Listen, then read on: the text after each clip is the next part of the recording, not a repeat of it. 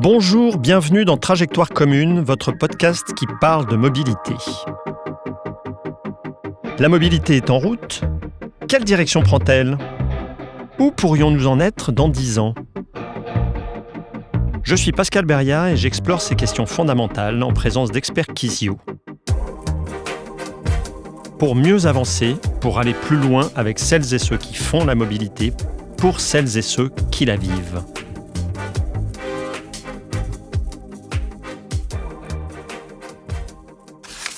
En 2035, dans les métropoles françaises, la voiture individuelle a quasiment disparu du paysage urbain. Quentin Lamarre, ancien chauffeur de taxi, est l'un des derniers à rouler encore entre hameaux périurbains et centre-ville.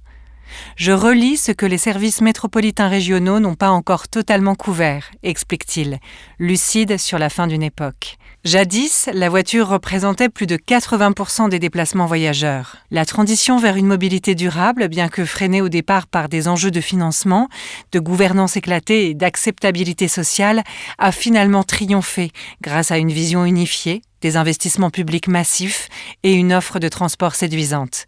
Quentin, lui, continue d'assurer quelques trajets à l'ancienne, témoin roulant d'un monde révolu. Portrait de Quentin Lamarre, l'un des derniers chauffeurs dans un monde post-automobile, par Léa Rousselot pour le Courrier métropolitain, 21 mai 2035. Bonjour Gabriel Virette. Bonjour. Vous êtes manager du service mobilité connectée chez Quizio.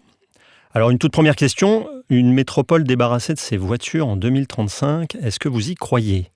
Non, je pense que c'est pas possible, malheureusement. En 2035, c'est l'achèvement des 10 premiers projets de SERM qui ont été voulus par l'État. Et on peut penser que c'est assez peu probable qu'ils se réalisent dans ce temps-là. 10 ans, c'est très très court pour faire des projets de transport public.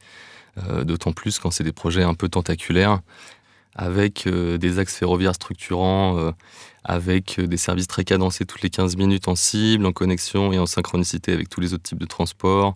Le bus urbain, le métro, le tram, le vélo, les cars régionaux, etc. Donc ce choc d'offres-là, il n'arrivera pas dans 10 ans réellement et surtout, il ne supplantera pas la voiture d'ici là. Voilà. Mais à vous entendre, en fait, ce service express régional métropolitain, est-ce que la voiture, c'est quand même l'ennemi à abattre ? Ou en tous les cas, est-ce que c'est le moyen de transport dont il faut débarrasser les villes à tout prix ? C'est difficile à dire comme ça parce qu'il y a beaucoup de motifs de voyage en voiture qui sont contraints, notamment dans les zones peu denses et notamment sur des trajets combinés, quand on dépose un enfant à l'école par exemple avant d'aller au travail. Donc on ne peut pas culpabiliser les gens qui n'ont pas le choix. Ce qu'on peut, c'est essayer de leur faciliter la vie en leur donnant la possibilité de se déplacer autrement. Ce qui est sûr, c'est que le transport en commun aujourd'hui, le secteur des transports, il représente 1/3 des émissions de gaz à effet de serre en France. Les voitures sont responsables de plus de la moitié de ces émissions du transport. Ça fait 15% à peu près au global sur les émissions de gaz à effet de serre en France. Et c'est un frein important à l'atteinte des objectifs européens et français pour une neutralité carbone d'ici à 2050.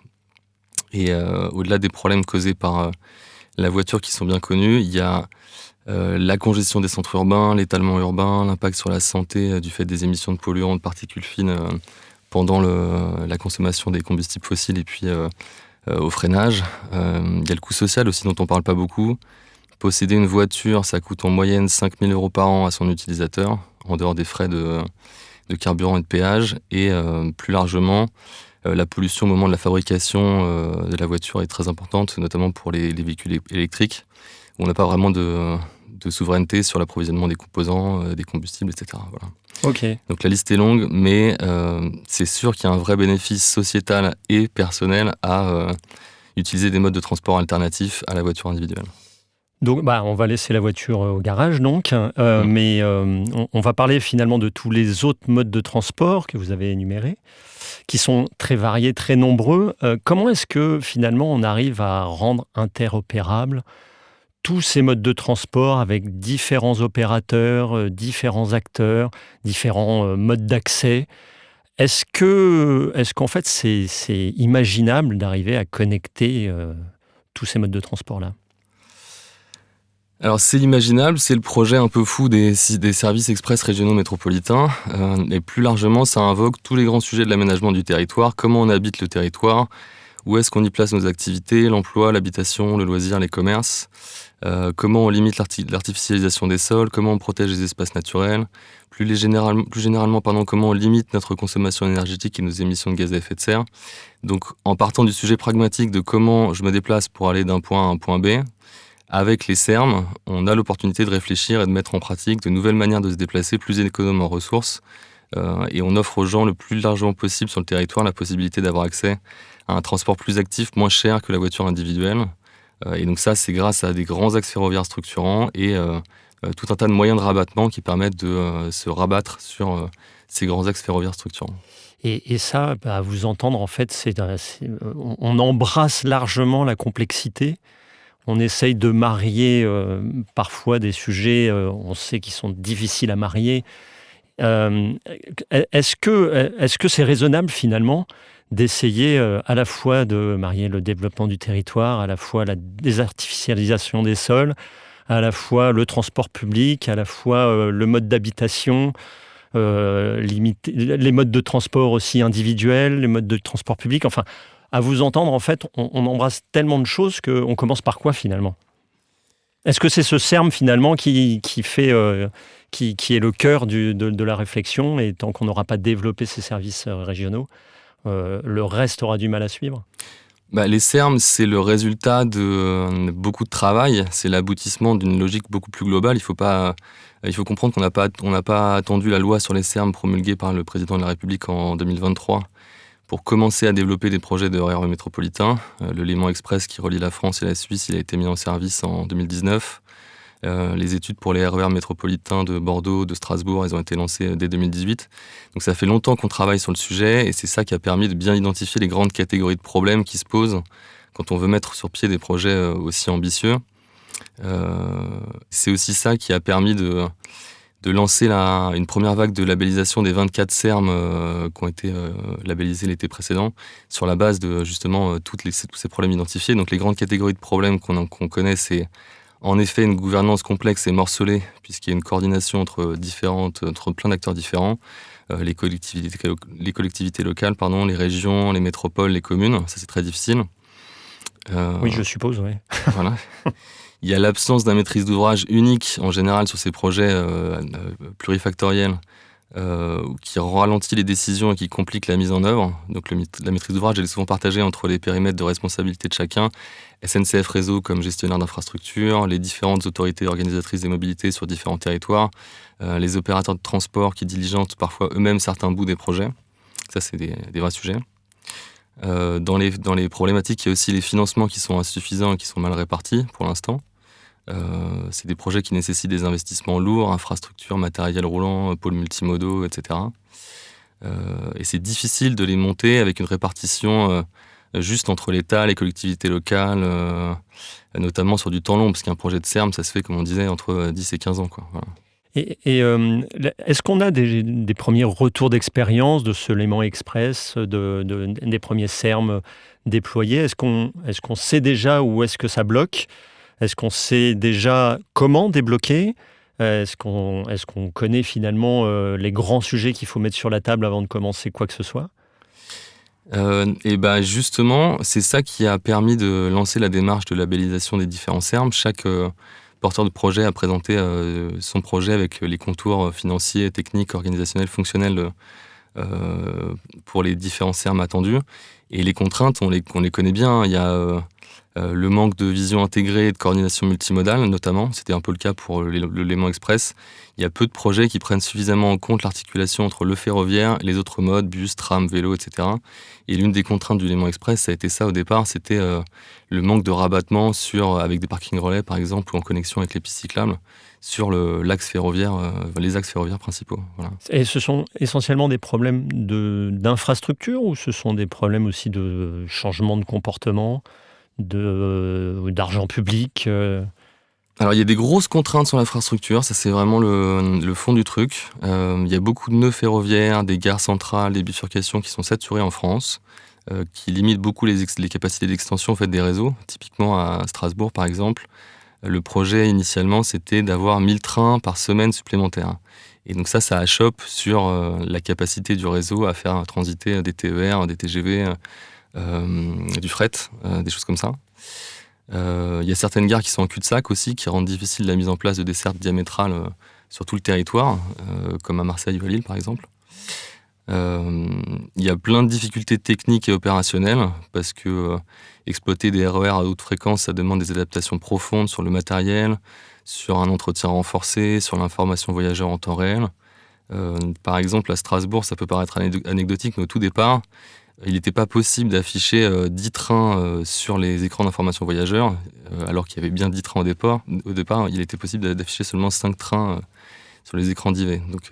Donc on voit bien qu'on embrasse la complexité. C'est-à-dire que c'est en termes de maîtrise d'œuvre, ça demande à la fois d'être présent sur le terrain de l'infrastructure, on en parlait, mais aussi le terrain de l'information, du numérique, de la communication. Il y a 1000 choses en fait.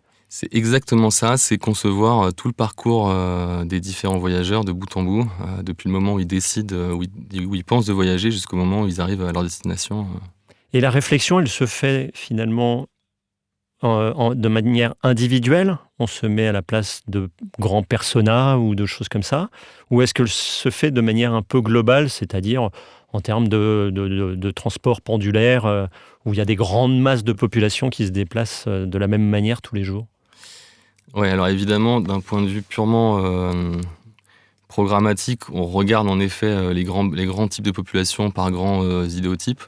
Mais quand on fait du CERM, on fait du CERM pour tout le monde. Donc on le fait pour plein de territoires variés. Donc il n'y a pas un train, il n'y a pas de RER qui soit fait sur mesure pour les cadres qui vont bosser sur les horaires pendulaires. Ça n'existe pas. D'accord. Alors, parlons un peu d'argent, finalement. Est-ce que, finalement, le développement d'un CERM, est-ce qu'on arrive à chiffrer ce genre de choses en amont et là aussi sortir des grands modèles de ce qui a déjà été fait? Et au-delà de ce chiffrage, est-ce qu'on est capable aujourd'hui de calculer le coût de l'inaction?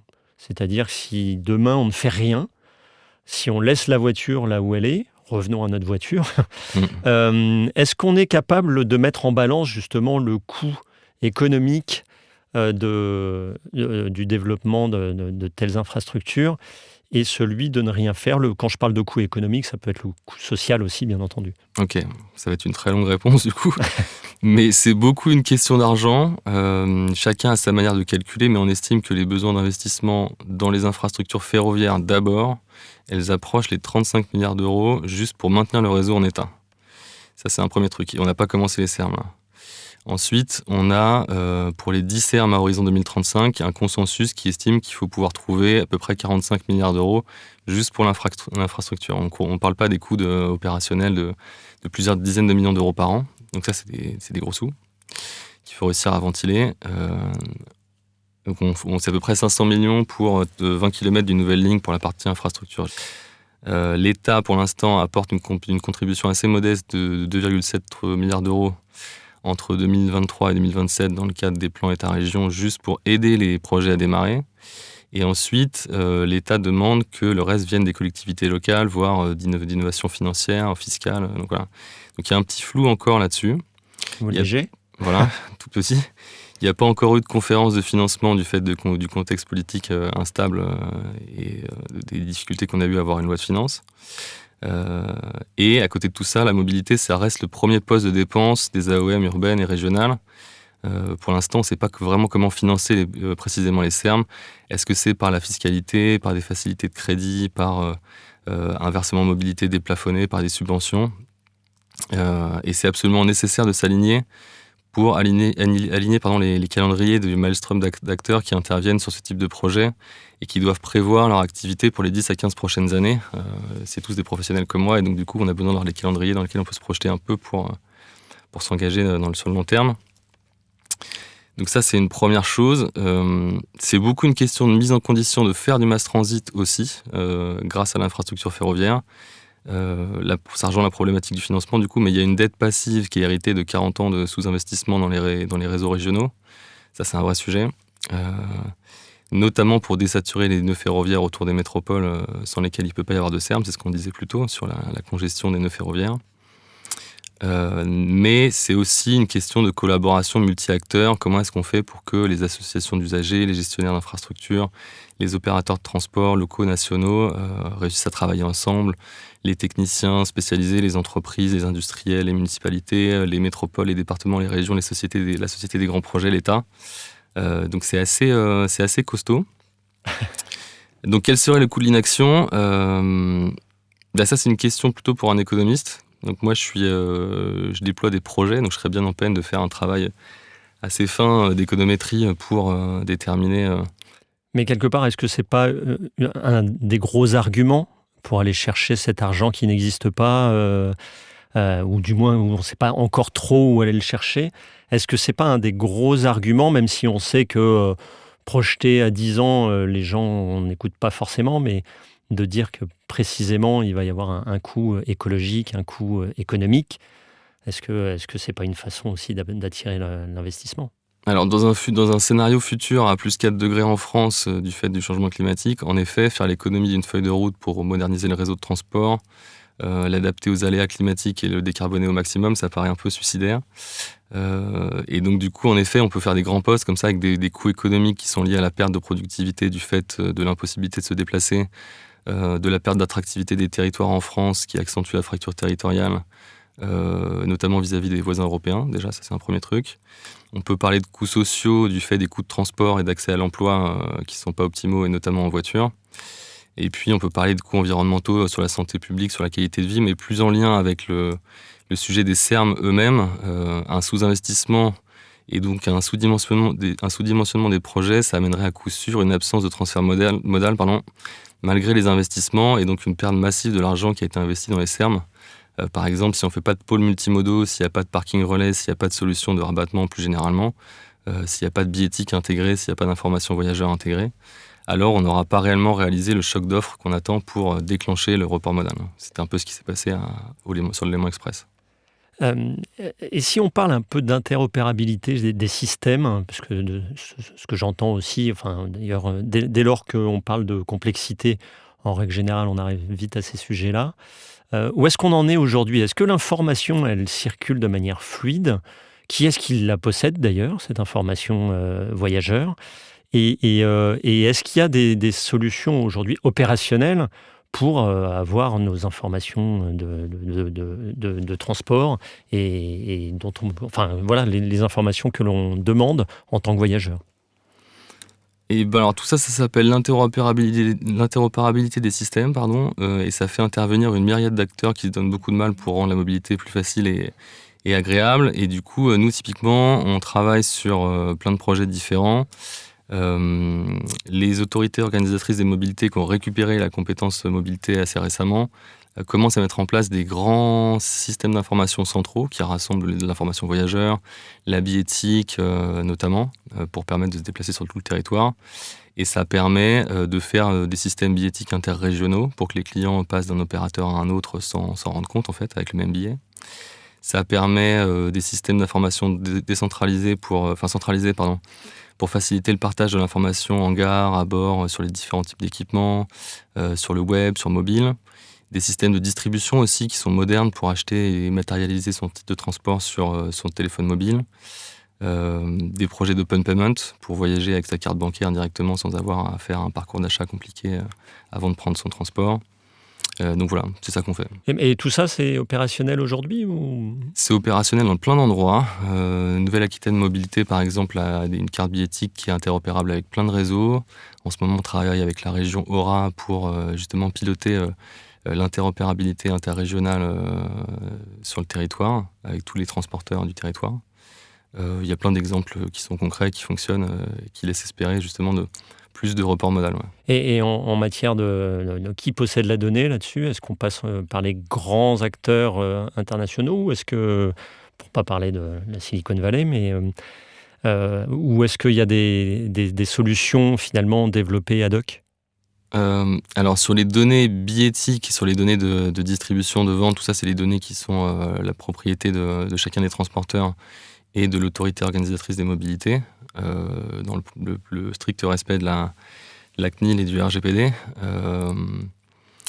Et en effet, c'est pas le business de l'État, des autorités organisatrices des mobilités ou des opérateurs de faire le commerce de cette donnée-là. Donc elle est plus accessoire, elle sert plus à faire tourner les réseaux plutôt qu'à être utilisée comme la donnée en elle-même, quoi. C'est pas comme les GAFAM qui utilisent les données pour valoriser leur capacité commerciale. D'accord. Donc tout ça reste fermé. Oui, c'est ça. Très bien. Juste une petite question sur les alternatives, en fait. Puisque, voilà, fermé, mais partagé entre opérateurs pour les besoins du service après-vente, pour les besoins de tout ça, quoi. C'est toujours le problème d'être à la fois de posséder la donnée, mais de pouvoir la partager aussi avec ses camarades. Donc. C'est ça. Une question sur les alternatives au CERM. Alors, je ne sais pas si c'est les alternatives, mais peut-être d'autres modèles qui fonctionnent, ou du moins, quels sont les autres modèles qui doivent se développer autour de cette colonne vertébrale qui est ce réseau métropolitain. Est-ce qu'il faut penser à d'autres choses? Alors, on a parlé effectivement des infrastructures multimodales, on a même parlé des nœuds ferroviaires, des choses comme ça. Est-ce qu'il y a d'autres choses à développer? Je ne sais pas, le vélo partagé, est-ce qu'il y a des choses qui sont plus de l'ordre de la granularité? On l'a déjà un peu dit, il faut penser à l'aménagement du territoire, à l'intégration des mobilités, et évidemment au parcours voyageurs dans leur ensemble.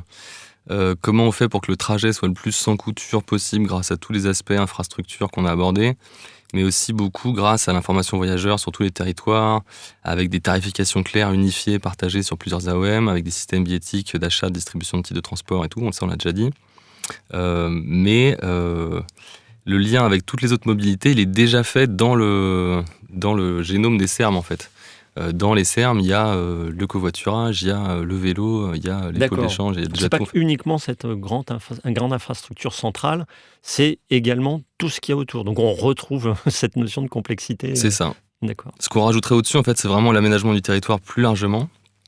Mais les CERM, c'est bien ça, et c'est bien ça qui a évolué depuis les premiers projets de CERM, c'est que si on ne prend pas un CERM dans son ensemble, avec tous les moyens de rabattement qui permettent de rattraper les grands axes ferroviaires, alors on n'a pas de report modal. Très bien. Est-ce que vous avez des exemples peut-être de choses qui fonctionnent peut-être à l'étranger, peut-être à une échelle moindre, puisque en France on a quand même une échelle métropolitaine qui est déjà assez large. Est-ce qu'il y aurait, on parlait de la Suisse avec le Léman Express, mais est-ce qu'il y a des exemples dans certains pays de CERM qui ne portent peut-être pas ce nom-là, mais qui fonctionnent? Ouais, il y a des exemples dans d'autres pays, mais je vais un peu botter en touche, mais ils ne sont pas forcément comparables à nos réseaux à nous, qui sont des réseaux en brownfield, comme on aime dire, des réseaux vieillissants, qui sont construits sur des infrastructures anciennes. Il y a plein de réseaux à haut niveau de service, notamment en Chine ou ailleurs, mais ils sont en général construits from scratch. Voilà. Nous, on a des réseaux qu'il faut réussir à réinventer dans une emprise... qui est l'emprise ferroviaire. Un héritage de 100 ans de ferroviaire, finalement, qu'il faut... C'est ça, et de sous-investissement dans le transport public depuis les 50 dernières années. Très bien. Alors, une toute dernière question que je pose à tout le monde, c'est si on commence demain, vous faites quoi en priorité ? Alors moi, dans mon rôle à moi de manager en mobilité, non. Imaginons que vous avez la capacité de lancer un projet. Vous commencez par convoquer quelqu'un autour de la table, vous commencez par une solution technique, vous commencez par quoi ? C'est une bonne question. Moi, je fais ce que je sais faire, et donc du coup, c'est concevoir et déployer des systèmes de transport intelligents. Donc plus des systèmes billettiques partagés, plus de systèmes de distribution intelligents, plus de systèmes de comptage pour bien identifier où sont les gens, comment ils se déplacent dans les transports en commun, plus d'outils métiers pour faciliter la vie des opérateurs et pour faire tomber un peu les cloisons qu'il y a entre tous les métiers différents du transport en commun, qui ne se parlent pas forcément toujours parce que c'est difficile de travailler sur des projets complexes. Voilà. La théorie des systèmes, c'est ça, on mesure la performance d'un système à la performance de son plus petit élément. Donc, voilà. En fait, comment est-ce que vous connaissez, est-ce que vous partez des intentions voyageurs pour développer le CERM ? C'est-à-dire, est-ce que vous écoutez ce que veulent les gens, ou est-ce que vous préférez finalement construire un modèle et derrière, voir à quel endroit vous pouvez aller chercher le voyageur et comment est-ce que vous pouvez l'accompagner dans sa trajectoire. Ok. Le transport, c'est souvent une contrainte en fait. À moins qu'on se transporte vraiment pour le pur plaisir de se transporter ou pour partir en vacances. Quand on voyage d'un point A à un point B, c'est souvent parce qu'on est contraint à le faire. Et donc, on essaye de créer un choc d'offres qui puisse permettre à tous d'attraper les transports en commun. Ça, c'est le credo des Serm, en fait. Donc, on part en effet plutôt de... je crée des transports pour tous, plutôt que de demander en fait, de regarder ce qui est attendu par les gens. En fait, si on demande aux gens, est-ce qu'ils répondent pas, moi je prends la voiture. Je veux plus d'autoroutes, je veux plus d'infrastructures routières et plus de parking. Ouais. Cela dit, du coup, c'est bien basé sur des études qui regardent où se trouvent les gens et comment est-ce qu'ils pourraient se déplacer plus facilement s'ils avaient des transports en commun sans être captifs de cette voiture qui leur coûte si cher. Et dans les études qui sont menées, les gens ils sont plutôt favorables. Alors ils adorent leur bagnole, ça c'est connu parce que c'est documenté, c'est dans tous les bons JT. Mais ils adorent aussi le transport en commun finalement. Et ils adorent. Sais qu'ils adorent? Parce que quand il y a un service qui est du point A au point B, quand je sais pas, il y a un design qui est fait autour de l'offre de mobilité. Quand est-ce qu'ils l'adorent? Parce que dans l'absolu, quand on prend le RER le lundi matin à Paris, c'est un peu subi. Il y a peu de gens qui adorent. Enfin, visiblement. Exactement. Et donc, du coup, quand est-ce qu'ils l'adorent? Quand c'est confortable, que c'est rapide, plus rapide que la voiture, et que de rester plusieurs heures coincé dans les transports, dans les transports individuels. Quand c'est propre, quand on se sent en sécurité, quand il n'y a pas d'interconnexion, quand on a le temps de lire un livre, par exemple. D'accord. Donc, c'est le service derrière, finalement. C'est le service. Et c'est pour ça que dans Services Express régionaux métropolitains, il y a service. Très bien. Eh bien, merci, Gabriel Virette. Merci.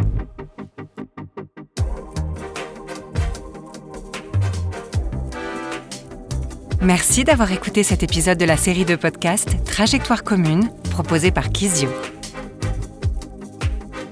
Quizio, expert de la relation client, de la mobilité opérationnelle et du conseil, pour inspirer et mettre en mouvement une mobilité responsable. Pour en savoir plus, rendez-vous sur quizio.com. Et nous vous disons à très bientôt pour un nouvel épisode. Cette série a été conçue par Chapitre 4 et réalisée par la maison de production.